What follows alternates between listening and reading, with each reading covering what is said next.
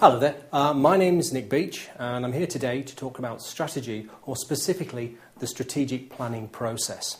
Part of the presentation we will basically test you with the question, do you understand the game you're playing? What we're talking there is, do you understand what element as a strategist of the game your company is in? In other words, what is it selling, what market is it furnishing, and how is it going to get competitive advantage with its capabilities to make the market work for it? The learning outcomes. Two key learning outcomes. Firstly, identify exactly what strategy is. So by the end of this, you'll have a good understanding of what the core elements of a good strategic plan is and the good way of making strategy is. And understand the identification of the structure of strategic development. In other words, the stages within the planning process. So at the end of it, we have something that gives result. So we go from the great vision to the implementation. But what is strategy? Well, many people have debated it. Really, it relates to your personal position or your company's personal position in the marketplace. Many companies fall into the trap of missing out what's happened in time. For example, there are many companies, particularly in the UK, that have not evolved with history. In other words, what they were 20, 30 years ago, they've stayed in the mental model of what they were, and haven't evolved into understanding that the market's changed and therefore they have to be a very different animal to be able to compete. Usually those type of companies either erode or go very near to bankruptcy and get bought out, and then to change with another group of leaders who can actually say, well, actually, this is what we're all about. It also depends very much through in the hierarchy of the organisation. A director's perspective of strategy will be very different from a manager's perspective. Each will have their own strategy fitting in an overarching strategy, but they have to know what is their element and what are the key facets of those strategies are. In fact, it really relates to three things. How, the value, and the risk. How we're going to do it, what is the unique value in the mind of the customer that we're going to give, and what are the risks of providing that, considering the resources and the capabilities within our organisation. Often organisations fail because they see the potential, but they do not see the risk of being lured into a market that they cannot fully service. To do that, organisations really have to understand take a holistic perspective of what they're trying to deal with. And they have to be able to mobilise not only what they want to do, but also what the workforce are going to achieve. So effectively what it is not just me as the leader taking the organisation forward, but seeing that I can actually move all my people to do the same thing. So it's very much a driving of the organisation's capabilities, so there is an ultimate collective achievement. Johnson and Scholes basically gave a basic definition of strategy. The key areas of this is direction, scope, and long term. In other words, you have a direction to go in, you know the markets that you need to achieve to, or need to penetrate to be able to get towards that direction. And you have sustainability in the long term. Those are the three major areas. In addition to that, there are issues like how are you going to get competitive advantage over your competitors, and understand your resource base that you need to balance that advantage off. Other factors that also need to be considered are stakeholders, because you're not just dealing with the ultimate customer, but it's an entire value chain process that you have to go through to be able to enable you to facilitate the intervention with the customer. Therefore, strategy includes direction, where you're going, the scope, which markets do we go in, and specifically which markets we do not go in. How we're going to get competitive advantage, in other words, what is our unique feature in relation to our competition. There was a very good case of Sony. Sony tried to enter the UK security camera market, but he actually went in with a camera that was too good for the market. It was above the specification required, and they were charging a price premium for that specification.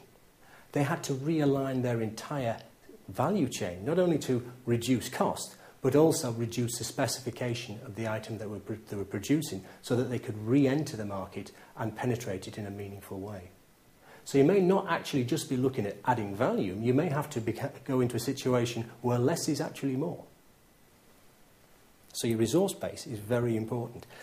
In addition to that, you should also be aware of the need to understand the relationships within those networks. It is not just bringing your workforce on through the organisation so that you are all fighting in the right direction, but it is also using both your close and extended value chain. So looking a little bit more detailed into strategy, we can see that there's more to it than just making big visions. It's got to have some practicality in how you're looking at the organisation and how things work within the organisation. An interesting tool is the 7S framework, a McKinsey's model, that identified basically the hard structures of strategies, but also the soft side, the skills and styles and the way things were done by the people within the organisation. It's very easy to actually manufacture a hard structure and make a big plan that's all elaborate and has a reams of communications and subsidiary strategies within it. The trick is to be able to sell that strategy to the people within the organisation. Look at the relationships that work well and actually get them to work for you. So there's a need to understand not just the hard side, the structures and plans, but also understand the soft side, dealing with the relationships that's going to facilitate and enable you to achieve what you've got.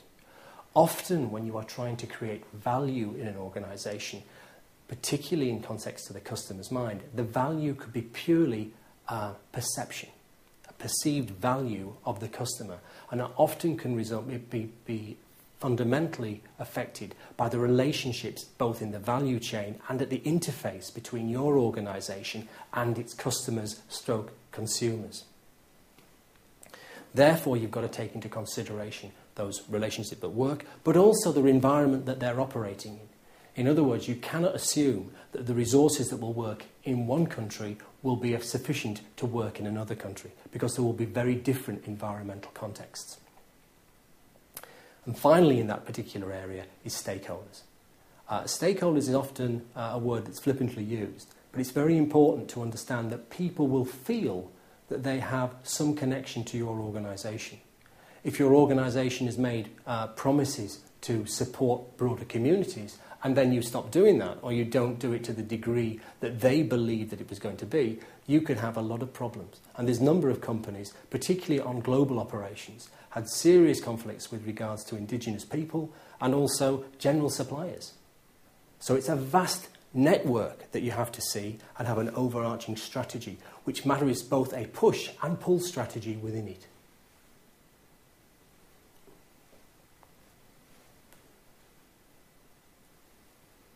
Critical things: analysis, choice, and implementation.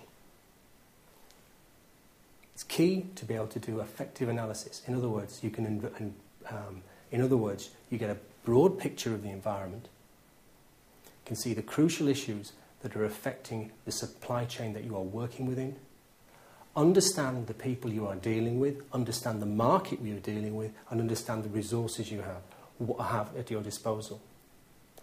With that in mind, you can then start to get some understanding of what you've actually got. From that, you've got a critical analysis of your capability.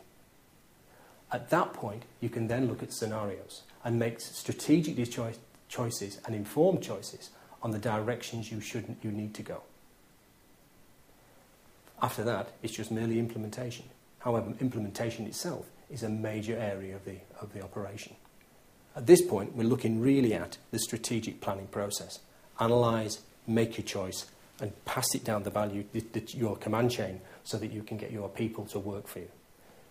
Critical in that success is good and strong communications, clear indication of the message of what you're trying to achieve in engaging with the market, but also engaging with the people so that they can engage with the market. In summary, strategy is relatively simple. It's so simple, lots of people make mistakes. They often make it far too complex. Maybe not at boardroom level, it can be quite straightforward because you have a holistic perspective of the entire organisation. But when they start to feed it down, they don't filter it and they don't give clarity to those people who are working within their strategy. In other words, they understand at the top what the strategy is, but they haven't bothered to explain it in detail how it affects each individual or collective groups of individuals within their organisations to achieve that aim. In other words, the organisation is so complicated, the boardroom just do not see it. So therefore, within it, there may well be multiple levels of strategy. So the boardroom strategy informs the executive strategy, which informs your middle management strategy, which informs your operations strategy. So there is a cascade of communications needed that both give an informed plan downwards and also enable the company to get an understanding of achievements as they're going up. From that, you can start to look at what's going to generate your competitive advantage. So that advantage is a message that goes through the organisation, and we can actually, through good and effective feedback, identify if we're actually achieving where we're going. Obviously, strategies also have to have a certain degree of flexibility.